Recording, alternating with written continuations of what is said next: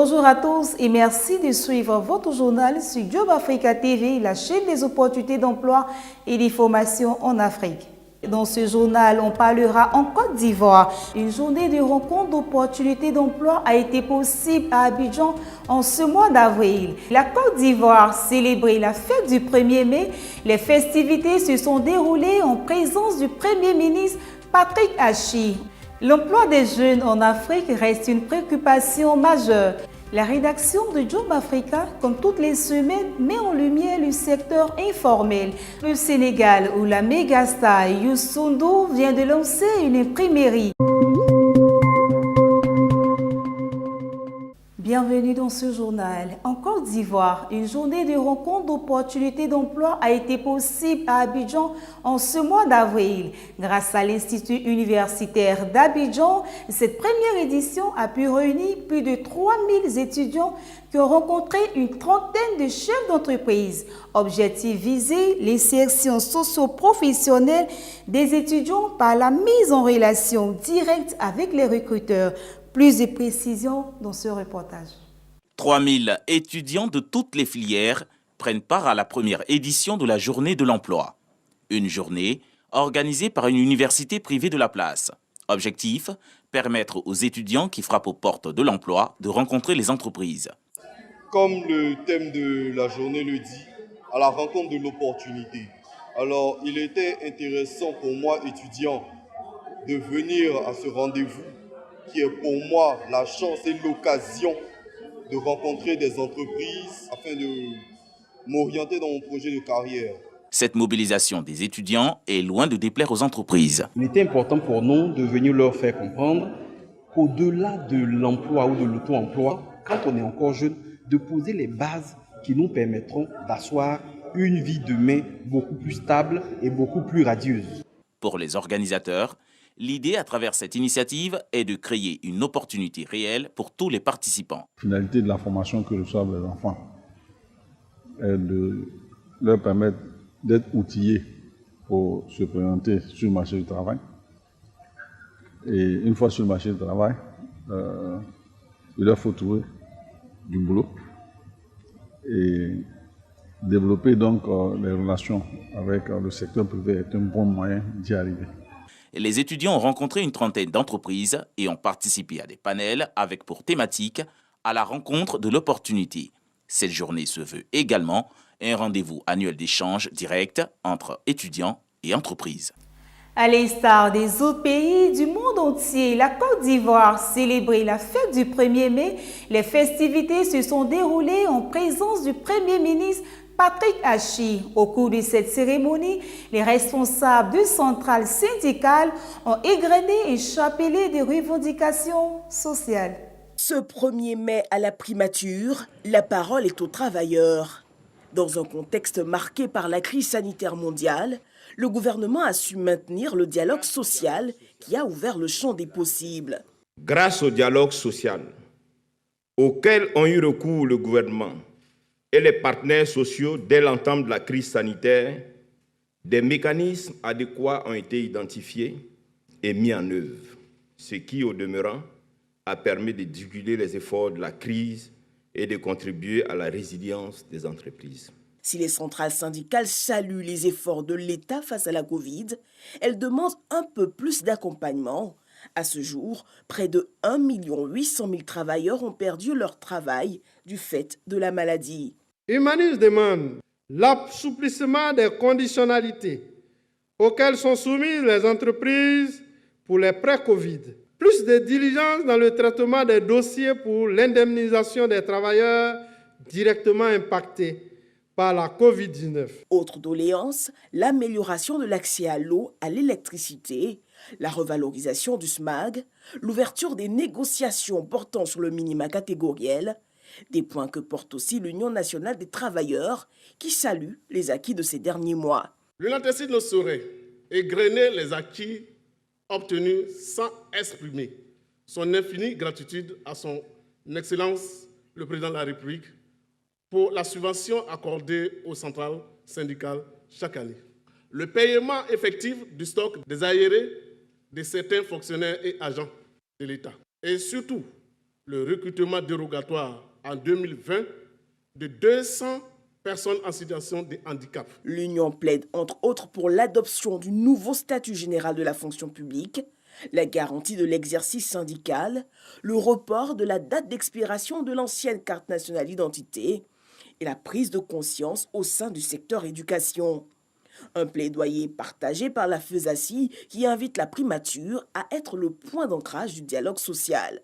Que le Conseil national du dialogue social soit l'ancrage de la primature pour lui permettre d'avoir une certaine autonomie et d'agir sur les conflits sociaux en tant que facilitateur, arbitre et en jouant son rôle de prévention. La centrale Dignité, elle s'appesantit sur un cas spécifique, celui du personnel de maison. Solennellement, à cette tribune, la CSR Dignité fait le plaidoyer auprès du président de la République d'inscrire la question de la déclaration des personnels domestiques de toutes les autorités de la République comme critère ou condition préalable à leur nomination. La centrale invite à mieux outiller les inspecteurs du travail en vue de garantir la sécurité des travailleurs, à revaloriser la prime du transport et l'allocation familiale pour les agents de la fonction publique et surtout à mettre en place une assurance chômage face à la Covid.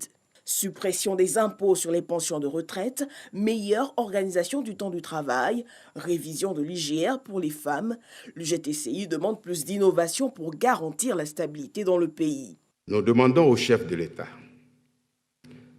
d'instruire le gouvernement à poursuivre et même innover les efforts en vue de la normalisation du tissu économique et de la stabilisation de l'état sanitaire des travailleurs dus à la COVID-19. L'UGTCI voudrait une riposte encore plus rigoureuse contre toutes les formes de criminalité et de terrorisme. Auditeur attentif, le chef du gouvernement a réaffirmé la volonté de l'État à toujours améliorer le climat social. Nous avons écouté avec une grande attention toutes vos doléances et vos revendications de ce jour. J'ai instruit, comme il vous l'a indiqué aujourd'hui, Monsieur le ministre en charge de l'Emploi, de vous recevoir dans les prochaines semaines afin d'examiner ensemble, dans le détail, chacune des questions et préoccupations que vous avez évoquées. Pour l'heure, j'ai l'honneur de vous annoncer que le président de la République, qui salue particulièrement l'écoute et le respect des engagements, a autorisé le versement de la subvention de 800 millions de francs CFA aux syndicats actifs au titre de l'année 2021. Le Premier ministre a invité les travailleurs à se mobiliser pour la lutte contre la Covid-19 en se faisant vacciner. Aujourd'hui, notre pays envisage de meilleures perspectives grâce notamment à la disponibilité du vaccin contre la Covid-19. Je voudrais donc inviter les travailleuses et les travailleurs à se faire vacciner, et notamment leurs éminents représentants syndicaux dont la valeur d'exemple est clé, afin que nous puissions tourner toujours plus vite la page de cette pandémie. Ceci est d'une importance capitale et au-delà des travailleurs, c'est à toute la population que je souhaiterais également m'adresser. La lutte pour l'éradication de la pandémie est un enjeu sanitaire et économique majeur pour le développement de notre pays. Patrick Hachi n'a pas manqué de saluer la trêve sociale conclue depuis 2017 qui a contribué à freiner la spirale des grèves à répétition dans le pays. Poursuivons ce journal en ouvrant le chapitre des concours de la fonction publique 2021 et nous démarrons avec le concours d'entrée à l'ENSOA. L'âge requis est de 30 ans au 31 décembre 2021. Les épreuves écrites sont prévues le 12 juin. Les visites médicales auront lieu du 6 au 10 septembre. Rendez-vous à l'état-major général des armées pour davantage de détails. Enchaînons avec le concours de l'INFAS qui est également ouvert. Plus de précisions dans nos prochaines éditions. L'emploi des jeunes en Afrique reste une préoccupation majeure. Kori Ouattara est à l'image de nombreux jeunes Africains après un excellent parcours scolaire et universitaire en Côte d'Ivoire et au Canada. Cette jeune dame peine à trouver un emploi stable en dépit d'un diplôme d'ingénieur commercial. Kori Ouattara multiplie donc les initiatives entrepreneuriales.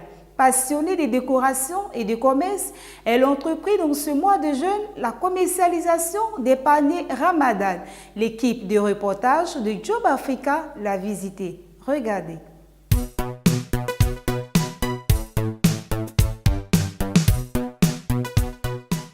Je suis mademoiselle Ouattara Korotumo, ingénieure commerciale de formation, mais passionnée par la décoration.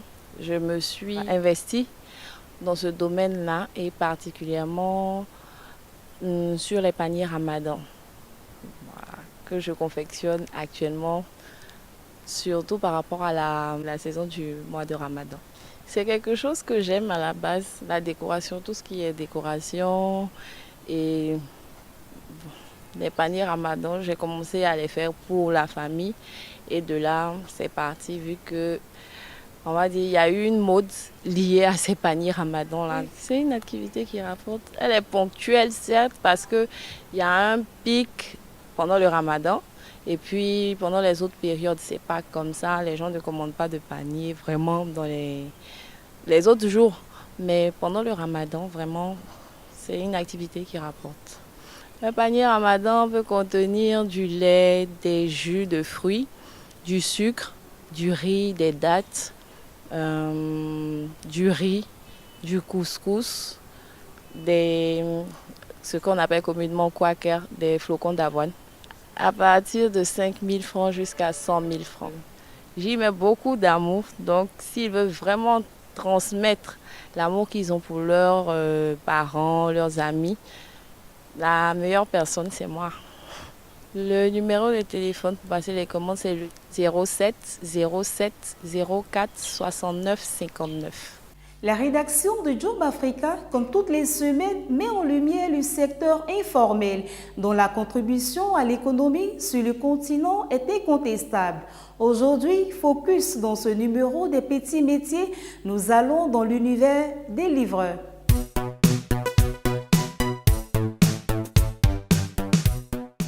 Seydou Keita, je suis entrepreneur, livreur, parce que j'ai 2 motos. J'ai mis une moto à la disposition d'un de mes amis et la deuxième moto, moi-même, je gère. Ça va bientôt faire 4-5 mois, je pense. D'abord, j'ai commencé avec une moto. Et grâce à Dieu, un peu, parce qu'on a d'abord fait les études. On a fait des études, j'ai un bac plus 2. Cherchant des boulots, je n'ai pas pu. Par la force des choses, je me suis dit pourquoi ne pas me lancer dans ce business-là. J'ai été d'abord coursier dans une entreprise et puis après, je me suis lancé.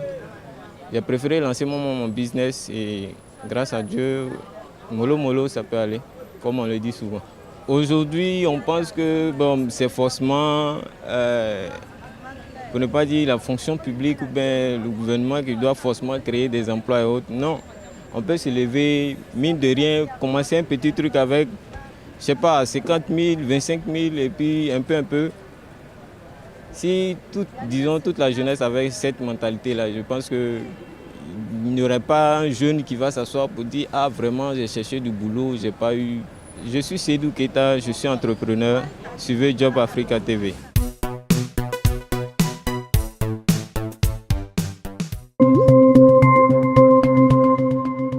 Direction le Sénégal où la mégastar Youssou Ndour vient de lancer une imprimerie. Cette nouvelle entreprise baptisée Impact a été financée à hauteur de 15 milliards de francs CFA, dont 12 milliards prêtés par Exim Bank et 3 milliards apportés par le groupe Futur Média.